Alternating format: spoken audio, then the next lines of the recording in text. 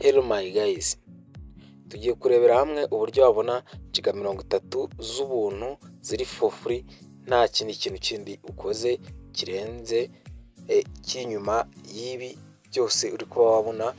Urabona ko ngiye hano mfite zira megabyte bampaye kandi n'iz'ubuntu nizo nakoreye biraho ngaho nyine, nta kindi kintu byansabye, ni ibintu biraho ngaho, nta kindi kintu nakoze.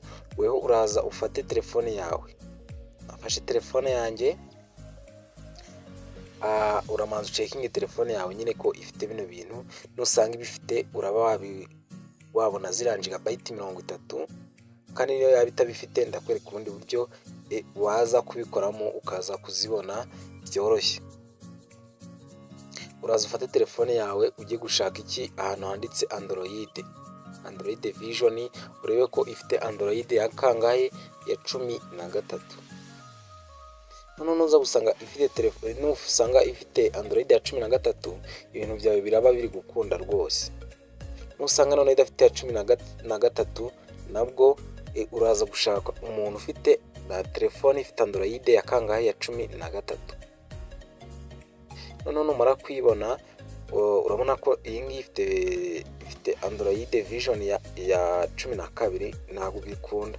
Ndafata simukadi nshyashya, ndashaka simukadi nshyashya itamaze igihe.